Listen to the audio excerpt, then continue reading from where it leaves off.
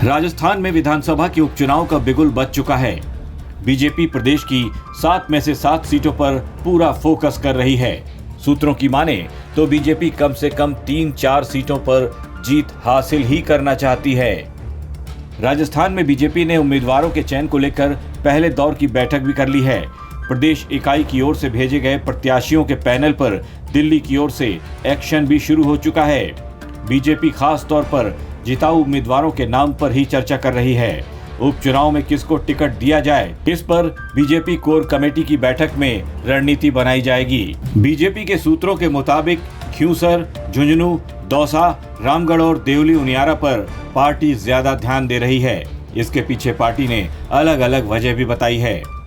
खियूसर seat party ने काफी कम अंतर से गंवाई थी। रामगढ़ सीट भी त्रिकोणीय मुकाबले में पार्टी हार गई थी। ऐसे में पार्टी का मानना है कि इन दोनों सीटों पर अगर एक होकर और मजबूत उम्मीदवार उतारकर चुनाव लड़ा जाए तो आसानी से जीत मिल सकती है।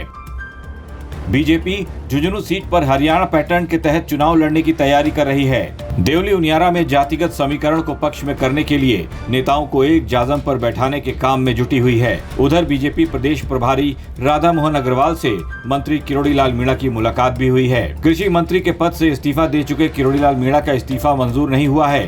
बाबा पर अब भी पार्टी की पूरी निगाह है। किरोड़ी बाबा ने जब इस्तीफा दिया था तब उन्हें देवली उनियारा विधानसभा क्षेत्र का प्रभारी बनाया गया था। बाद में उनकी जगह किसी और को भेज दिया गया। दौसा विधानसभा सीट से उनके भाई टिकट की दावेदारी कर रहे हैं। दोनों ही सीटों पर किरोड़ी फैक्टर के असर का आकलन किया जा रहा है। बीजेपी पूरा जोर लगा रही है। कांग्रेस भी मैदान में डटी है। पीसीसी चीफ गोविंद सिंह डोटासरा ने दावा कर दिया है कि बीजेपी को एक सीट भी जीतने नहीं दी जाएगी। हम तो हरियाणा के साथ ही अपेक्षा कर रहे थे, लेकिन कोई बात नहीं, दे रहे दूरस्थ है। चुनाव तो घोषित होना ही था, कॉन्स्टिट्यूशनल जो है वो बाध्यता है। तो मैं समझता हूं कि कांग्रेस का कार्यकर्ता तैयार है और ये जो 9 महीने का 10 महीने का इस राजस्थान की भाजपा की 25 सरकार का जो कार्यकाल गया है, लोग पूरे तरीके से निराश हैं, पूरी तरीके से परेशान हैं और वो ये कह रहे हैं कि हमने बनाई थी सरकार, बन गया सर्कस। आए दिन हर ऑर्डर यूटर्न, आपस में झगड़े, मंत्रियों का पता नहीं कौन है, कैसे है, कहां से सरकार चल रही है, कहां से नहीं चल रही है। ब्यूरोक्रेट सरकार चला रहे हैं, ब्यूरोक्रेट में भी 2-3 ग्रुप बने हुए हैं, जबरदस्ती इनमें झगड़ा है, जनता की कोई परवाह नहीं। आप देखिए अकेले शिक्षा विभाग में 9 ऑर्डर ऐसे हुए 9 महीने में जो 9 बार यूटर्न हुए और आज तो आपने देखा होगा कि 1 घंटे में ही वापस। और कल आपने यूडीएच का देखा होगा, 1 घंटे में रात में वापस बदल गया। तो लोग कह रहे हैं कि हमने काम के लिए बनाया था, लेकिन ये शेर सपाटे की सरकार बन गई। राजस्थान में बीजेपी की सरकार को बने 10 महीने गुजर चुके हैं। चुनाव परिणाम आते आते भजनलाल सरकार का कार्यकाल 1 साल के आसपास होने वाला है। बीजेपी लगातार ये दावा कर रही है कि जनहित में 10 महीने में कई बड़े फैसले लिए गए हैं। ऐसे में बीजेपी उपचुनाव में ज्यादा सीटें जीतकर सरकार के दावों पर ठप्पा लगाना चाहती है।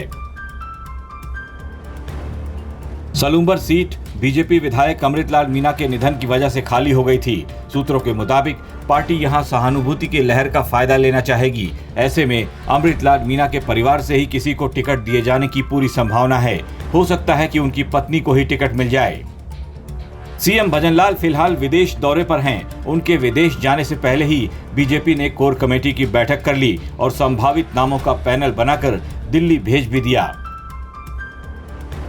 प्रदेश अध्यक्ष मदन राठौड़, राष्ट्रीय अध्यक्ष जेपी नड्डा से चर्चा भी हो चुकी है। अब सिर्फ अंतिम मुहर लगनी बाकी है। हरियाणा में जीत से बीजेपी काफी उत्साहित है और अब उसी उत्साह को राजस्थान के उपचुनाव में दिखाने की भी पूरी तैयारी है। ब्यूरो रिपोर्ट, राजस्थान तक।